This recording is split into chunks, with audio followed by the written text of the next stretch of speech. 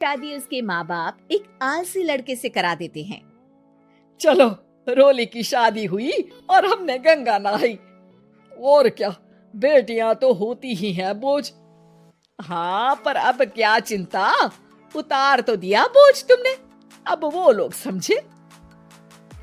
ससुराल में रोली का पति कहता है, देखो, मैं कोई काम नहीं करता, ये बात तुम्हारे मम्मी पापा को बता दी थी मैंने। अब जो किराया आता है दुकान का, उसी से घर का गुजारा करना है। कभी भूल से भी कोशिश ना करना किसी चीज की डिमांड की। क्या मम्मी पापा को पता था कि आप कोई काम नहीं करते? और क्या, बड़ा अच्छे से पता था। उन लोगों को तो तुम बोझ लगती थी, बोल रहे थे कि बस शादी कर लो और कोई मतलब नहीं है। रोली को ये सुनकर बहुत गुस्सा आता है, लेकिन करती भी तो क्या, क्योंकि वो जानती थी कि उसके माता पिता ऐसे ही हैं। जैसे तैसे रोली दिन काट रही थी। रोली को एक प्यारी सी बेटी होती है। धीरे धीरे वो बड़ी होती है और उसके साथ उसकी जरूरतें भी बढ़ती जाती है। सुनिए जी, अब तो सिमी बड़ी हो रही है, उसका स्कूल में दाखिला कराना है। मैंने अब तक तो जैसे तैसे समय काट लिया, लेकिन मैं बच्ची की परवरिश में कोई कमी नहीं रखूंगी। अरे क्या है यार, अब तो लगता है कोई ना कोई काम ढूंढना ही पड़ेगा। अब पति रोज काम की तलाश में जाता और बिना किसी काम के वापस आ जाता। रोली समझ जाती है कि पति के अंदर अब काम करने की क्षमता नहीं है। वो बेटी को उच्च शिक्षा देने के लिए कुछ करना चाहती थी, लेकिन करती तो क्या करती। एक दिन रोली की सहेली कहती है, रोली, मेरी कोई औलाद नहीं है। अगर तू मेरी औलाद को जन्म दे तो मैं तुझे तेरे मुंह मांगे पैसे दूंगी। अरे, तेरी औलाद को मैं कैसे जन्म दे सकती हूँ? सरोगेसी से। बच्चा मेरा और वैभव का ही होगा, लेकिन कोख तेरी होगी। ये संभव है रोली। रोली कुछ सोचकर कहती है, मुझे मंजूर है, लेकिन मैं इसका 2 लाख रुपया लूंगी। अरे कोई बात नहीं, मुझे मंजूर है। रोली खुश हो जाती है कि एक बच्चा पैदा करने का उसे 2 लाख रुपया मिलेगा। वो घर आकर पति को बताती है, वो भी खुश हो जाता है। अब क्या था, डॉक्टर के पास जाकर सहेली का बच्चा रोली की कोख में पलने लगता है। मुझे 20,000 चाहिए मेरे बेटी के एडमिशन के लिए। हाँ हाँ ठीक है, मैं उसके एडमिशन से लेकर सारे खर्चे उसके अकाउंट में डाल रही हूँ। रोली की बेटी का एडमिशन हो जाता है। रोली को लगता है कि वो अब सब कुछ ठीक कर देगी। दिन और महीने आगे बढ़ते हैं। अब एक दिन, एक बात कहूँ जी, काश इस बच्चे को मैं रख पाती। मैं अब इससे काफी जुड़ गई हूँ।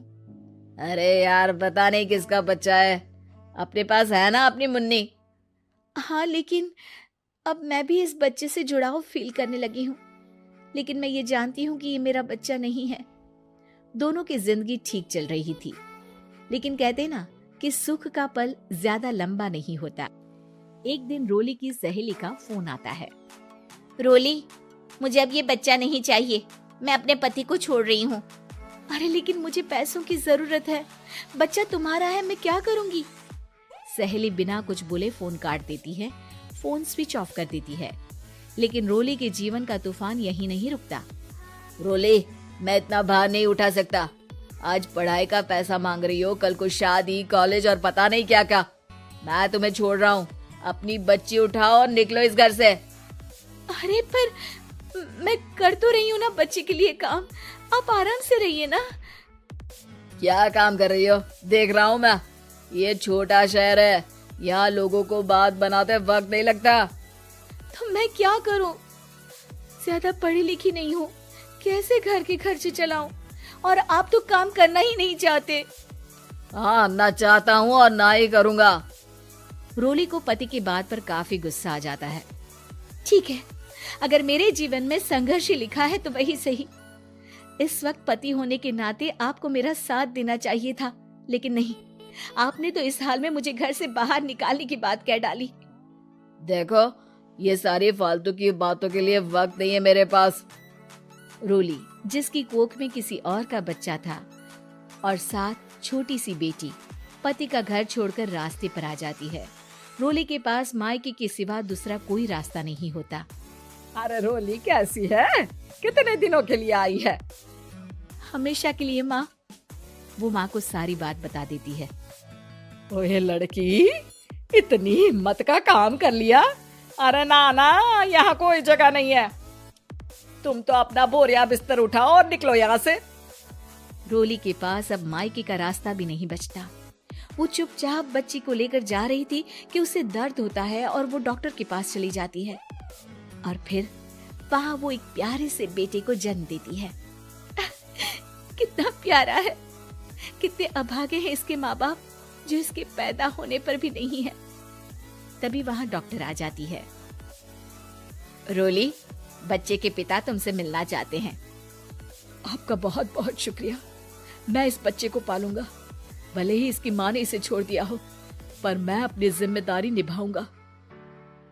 तो क्या आप मुझे इसके पैदा करने के लिए जिन पैसों की बात हुई थी वो भी देंगे? हाँ, और साथ ही आप चाहें तो मेरे घर में रहकर मेरे बच्चे की देखभाल भी कर सकती हैं। मैं उसके लिए आपको सैलरी दे दिया करूंगा। रोली को लगता है कि जैसे भगवान ने उसके लिए सुकून का रास्ता खोल दिया। वो अब मुकेश के साथ उसके घर चली जाती है, जहां रहकर वो उस बच्चे की देखरेख करती है। अब मुकेश के घर को रोली अच्छे से संभाल लेती है। उसके लिए खाना बनाने से लेकर बच्चों की देखभाल और घर की देखरेख। धीरे धीरे मुकेश को रोली से प्यार हो जाता है। रोली, तुम्हारी बेटी और मेरा बेटा बिल्कुल भाई बहन की तरह साथ रहते हैं।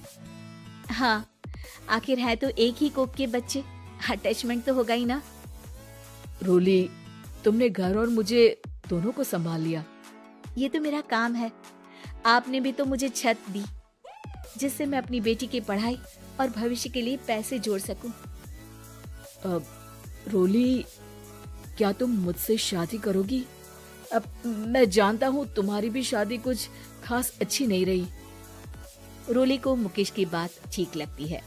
वो उसे हाँ बोलने की सोच ही रही होती है कि उसके पहले पति का फोन आ जाता है। रोली, मैं बहुत परेशान हूँ। मेरा एक्सीडेंट हो गया है। मैं चाहता हूँ तुम वापस आ जाओ। रोली को पुराने पति की चिंता होने लगती है। वो सोचती है कि वो क्या कर रही थी। हाँ ठीक है, मैं आ रही हूँ। हाँ रोली, आ जाओ, लेकिन बच्ची को कहीं हॉस्टल में छोड़कर आना, क्योंकि मैं नहीं चाहता कि हम लोगों के बीच फिर से वो सारी बातें हो। रोली को समझ आ जाता है कि पति आज भी सुधरा नहीं है। वो पति के पास जाने से इनकार कर मुकेश को